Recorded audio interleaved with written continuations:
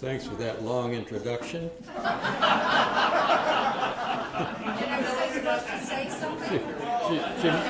She mentioned all of my qualifications. You need no introduction. She asked me 20 minutes ago what the subject was. Well, I said it's called delayed decisions. Wilton has never been one to rush into things. I've never been on the leading edge, especially if what they were going to do might infringe on somebody's rights. And so a good example of that is zoning. I'm going to talk about several examples like that. Years ago, you didn't have zoning. People built what they wanted, where they wanted it, as long as it was on their own land.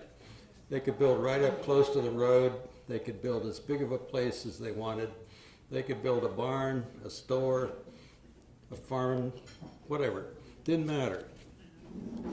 This worked for many years. However, by the early 1900s, towns around us in Connecticut started to be aware of what was going to happen if they let this go wild. So other towns around us had zoning laws. And so Wilton decided they would appoint a committee.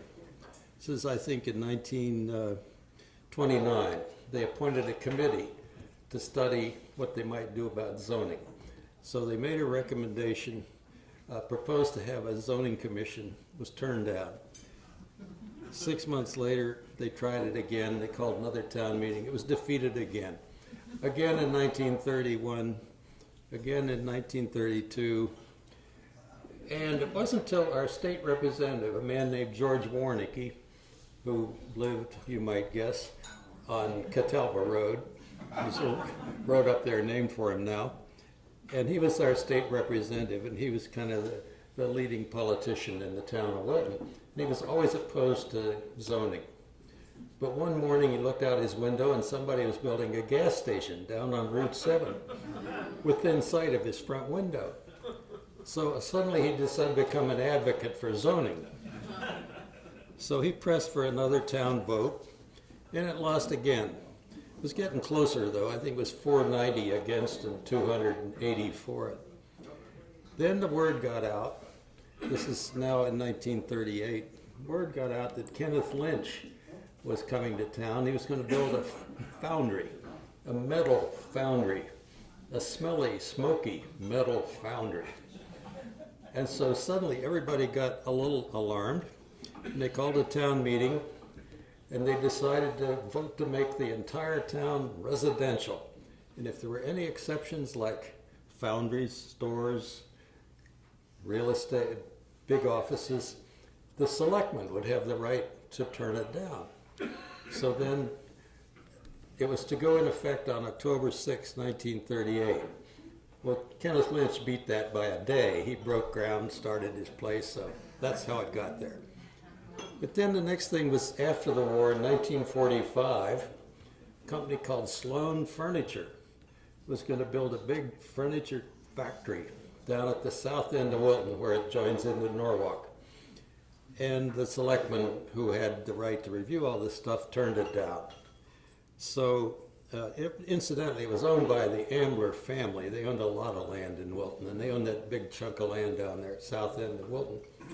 So they sued Wilton, and the court ruled against Wilton. And the judge said that our ordinance was worthless. They couldn't do that to have selectmen ruling on zoning. So then Sloan changed their mind. They didn't decide they weren't going to build here anyhow, and Perkin-Elmer built there. And so now it's I-Park. So soon after that, within the next year, Wilton passed zoning laws, so they finally got around to it. Now, another example, if you go way back in history, back in the 1700s, Wilton was a parish within the town of Norwalk, which was fine. We had our own church. Everything was congregational church back in those days. And the only problem was if you wanted to have anything done that affected the town, like services that would be provided, roads that would get built, you had to go down to Norwalk to a town meeting. And Wilton was apparently happy with that for about 75 years that we survived as a parish within Norwalk. It wasn't until other towns around us started becoming separate towns. Weston was like 1767 and 1787 actually. Reading was 1767. Ridgefield was a town way from the beginning in the early 1700s. So finally when New Canaan in 1801 petitioned the state to become a separate town, they were part of, Stamford and Norwalk both had part of New Canaan. And so they became a separate town in 1801, and we decided, well, if New Canaan can do it, we can do it too. Besides, there's always a little bit of resentment. They think they're better than we are, and so we said, well, we gotta catch up. So finally, 1802, Wilton became a town. Then the next problem was, as I said, it was all Congregational church in those early days. Other denominations started coming into town. The Episcopalians, St. Matthew's built a church shortly after 1800. Baptists were around and a few other denominations, Catholics. So the state passed a new constitution in 1818, and they said no longer can church and state meet in the same building. We're separating church and state. Can't have your town meetings in the Congregational church. Have to build a town hall. So that was 1818. Well, Wilton got around to it in 1832. We finally built a town hall. Now, we're moving on to schools. And there was a lot of controversy about schools. Back in the old days, every district, town was divided into districts. If you get one of those old maps, it says different colored sections of town, 10 different districts. I mean, Georgetown was up there and shared with a couple other towns, and Silvermine was shared with New Canaan. But there were many districts, and each district ran its own school system, and they paid for it, the members of that school district. If you had a kid in school, you paid. If you didn't pay. And so the committee in each district, you know what's coming. The committee in each district hired the teachers, set the pay, and there wasn't a lot of longevity among the teachers. They'd stay a year and think, oh my God, they went somewhere else. The other problem was attendance. When they needed the child at home to work in the farm, they stayed home and they didn't pay. And so as a result, when the state started becoming aware of the fact that every town in the state and every district in every town had a different curriculum, you never knew what the people in Belden Hill were learning if you were up in Nod Hill. It was a different agenda depending on who the teacher was. So the state started passing guidelines starting in the late 1860s, and Wilton resisted this. So by 1897, they had a townwide vote on school consolidation, maybe put some schools together, save some money, tax everybody, not just the ones. I forgot to mention, when they did a state survey, Wilton ranked last in attendance. School attendance. Yeah. So they turned down the vote in 1897. They turned it down again 1907, 1908. Then things really got interesting in 1909. The state passed a law. We're not giving you a choice. The law is town management of schools. They must be combined. The curriculum has to be coordinated. And so Wilton had a town meeting on that in September 1909. Now, I read all about it, and the Ridgefield Press covered Wilton News back in those days, and they did a very good job. And the moderator for the town meeting was Reverend Charles Marks, a well-loved Episcopalian minister, and they decided by choosing a man of the cloth there'd be more respect for the moderator in the meeting, which didn't work. And so the town voted against, they voted to ignore the state law. Okay. Reverend Marks ruled them out of order. So then they had a vote to overrule the moderator. And that carried by a 3-to-1 margin. So the moderator quit. And the meeting was adjourned. And as the reporter said, they all went outside to the horse sheds to talk it over. So a year later, they had another town meeting. As a little calmer, they decided to appoint a committee to study it. Well, that, stretched it out a few more years. So finally, in the 1920s, we had some forward-thinking people, and they finally got serious about consolidating the schools. Because you remember, Gilbert and Bennett factory built a nice building up in Georgetown in 1915. Had indoor plumbing, indoor toilets, a meeting hall in the center. It had central heat, had playgrounds. I mean, it was great. Had electricity. Nobody else in Wilton had electricity. All the rest of our schools had outhouses and pot-bellied stoves. So people began to think, well, maybe we ought to do something a little better in Wilton, because the kids in Georgetown have a real advantage. So in 1927, they got a piece of land given by Frederick Middlebrook. That name shows up frequently. There were lots of Middlebrooks, and they were generous people. And so they finally got Center School built in 1929. And within a couple of years, they had to add an addition to it. And then they still out of space, so they had to decide, what do we do next? And studies were made. They decided, well, we have to have a separate junior high school somewhere. And about that time, the Harbs family, who had a big farm, 65 acres, up where School Road is now, and it was for sale for $20,000, 65 acres. So Tim Merwin, a very forward-thinking man in the town, put his own money down to hold this until he could convince the town to buy it in 1940.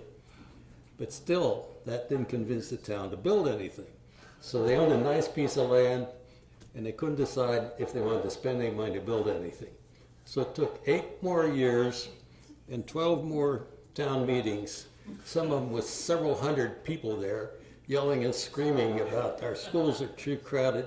By that time, they had so overflowed the capacity of Center School that they had kids meeting in the old town hall, in the basement of the Congregational Church. We've talked to people whose previous history of going to Wilton schools was in one of those places because they had run out of space in the school building. Finally, in 1948, they passed a vote to build a junior high school, and it's now Cider Mill, because it went through a couple of phases. It went from junior high school to being the first high school, graduated first class in 1959, and then it went on from there, here, and here. Okay. Another interesting thing that took a while to get passed, women's suffrage. Now, we all know about the 19th, or was it the 20th? 20th Amendment? 19th Amendment. But Connecticut had passed a law in 1893 allowing women in the local towns to vote on town issues related to schools. Women were allowed to vote on school issues, but the actual implementation was up to each town. They had to sign up the women, register to vote, and implement the state law. Well, that was 1893. Well, Wilton seemed to be content with not doing anything.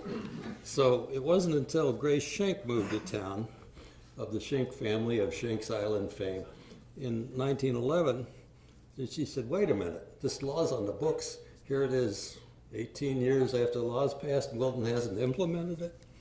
So she formed the first women's suffrage meeting, a branch of the Equal Franchise League. She named her horse Suffragette.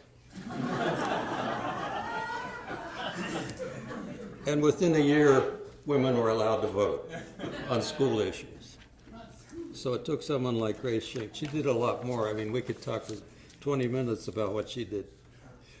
Let's see, one other nice big thing that was always a problem, garbage. Now, it was not a problem when everybody had pigs. And in fact, there's a story in the news in 1899 when one of our wheelmen, that's what they called cyclists in those days, was wheelmen, stopped in Cannondale to visit a friend, left his coat on a wall which had been a pig pen, not realizing it was still occupied. So when he got back, Mr. Pig had eaten his coat, his pipe, his wallet containing a lot of cash, everything except his pocket knife. So it's just an example of how you could feed the pigs almost everything. However, they also had cans and bottles, which pigs didn't eat. And what they did in the old days, they threw it in a swamp, because the general thinking was they're not good for anything, so you throw your stuff. And if, you can go up along the Norwalk River, up through Cannondale, up past where Peter Gaborio lives, down along the river, and you can pull bottles and interesting things out of the ground, because that's what people did. They just threw it into the wetlands somewhere. So, by 1931, a regulation was passed by the selectmen against other towns dumping in Wilton. Oh, good. And then we considered a couple years later, maybe we should have our own town dump. And meanwhile, there were a lot of private dumps set up. People dumped things on empty lots. And, in 1938, Justice Bessie Fisher, who was a famous local town justice who could rule on things and fine people, she closed one down on Range Road. The neighbor there said the dump the rats were so big, they were as big as horses. So they proposed another town dump site over near the New Canaan line. Well, New Canaan wasn't too happy about that, so that never got built. Finally, after the war, they considered an Old Mill Road site, but they were sued and they had to stop that. And so 1965, and some of you probably remember that, they approved the site up on Mather Street by a vote of 2-1, 300 and something down to 150. And there was strong opposition from the DiLoreto family and a few others that lived up there on Mather Street. And so there were a lot of injunctions and court battles, and we were not able to use the landfill in 1965. We had a place over in Weston that was still willing to accept our garbage. So finally, in 1968, the Connecticut Supreme Court ruled in our favor because we needed to have a place to dispose the garbage. So we started using it as a landfill in 1968. Within 7 years, it had created such a problem of pollution of neighbors' wells and waters that the state issued an order to stop using the landfill. And at that point, they had a town meeting, talked about alternate sites. Maybe we should move somewhere else. And I think it was Basil Kaiser stood up and it was young David Kaiser stood up in the town meeting and said, "Put it in South Wilton where it belongs." But it stayed up on Mather Street, and we built the landfill. We built the transfer station. It was not really the end of the controversy, but at least we got it done. Now I'll just mention alcohol briefly. Starting in 1879, Wilton voted on selling alcoholic beverages in town, and it was denied. And every few years they'd have a vote. It always came out to stay dry. And then Prohibition went into effect in 1919 until 1933, and when Prohibition was overturned, suddenly the whole state said you can sell alcoholic drinks everywhere. Wow. So in Wilton, stores started selling beer and wine, and by the fall of that year, Wilton called for another town meeting vote. Let's see if the people really want this. And they denied it. So you had a few places in town that had to close down. They couldn't continue selling beer and wine because the community ruled against it. So then we had 6 more petitions and votes every few years until 1992, when the sponsors cleverly put it on the ballot on a presidential election, which always brings the biggest turnout. We used to get 95% turnout on presidential elections, no longer. And so they got the right to sell it in restaurants. And then, of course, it was expanded a few years later. Now, just a couple more things that we have to mention. One is the names of roads. Chicken Street, which was named after our most famous Indian, used to run all the way to Georgetown. And Chief Chaikan lived up in Reading and came down through Wilton, used this path to get down to the Long Island Sound because he liked seafood. And we were very proud of it. The fact it was Chicken Street, named after an Indian, a real Indian, who exists in the colonial records, not the town records, but if you look at the colonial records, Chief Chaikan showed up every few years, a lawsuit or something. So people up on Mountain Road in 1879 proposed to change it to Mountain Avenue. Well, that didn't happen. So then some of it got turned into Indian Hill Road. And then finally in 1958, Chicken Street north of Huldah Hill was changed to Mountain Road. And the property owners on the southern end chose to keep the old name. Then there's another couple of things about traffic problems. And when cars first started showing up on the road, the horse and wagon people were not very happy. And this was a news item from June of 1911. Mrs. Fesseden's runabout was hit by an auto at the corner of Keeler's store downtown. That's where the Coldwell Banker place used to be. It was long ago, it was Keeler's store. That corner is dangerous, and it's a wonder more accidents do not occur here. Okay. That was 1911. And then another thing has to do with the interaction of the highways and the roads, railroads. When the railroad went through in 1852, there were 14 grade crossings in Wilton. Wherever the track went and it crossed a local road, you had to watch out because the signage wasn't that good either. So the state in 1928 proposed to build an overpass. We'll connect Ridgefield Road directly over to Danbury Road, build a big overpass, 1928. Well, a lot of argument, and do we really want it? And finally they decided, go ahead. So the state built it, opened in 1941, and they eliminated 2 dangerous grade crossings, which had a lot of traffic, and so now they're closed. But Wilton Center was then separated from Danbury Road, and our main street was dead end. I mean, when we moved here in '69, I said it's the only town that has a dead end main street. And a lot of people couldn't find Wilton Center. So it remained that way for 45 years, from 1941 to 1986. And finally we got River Road through. The other problem was after 1941, the train station was no longer accessible from Wilton Center, and it still isn't. How many years later? Oh, as an aside on the overpass, Wilton didn't have any traffic lights until 1950. They put one at the end of the overpass where Ridgefield Road connects over to Danbury Road, 1950. And Kit Collier, who later became our state historian and grew up in Wilton, came home from college, drove right through, didn't know there was a traffic light, so he got a ticket. With cops. Yeah.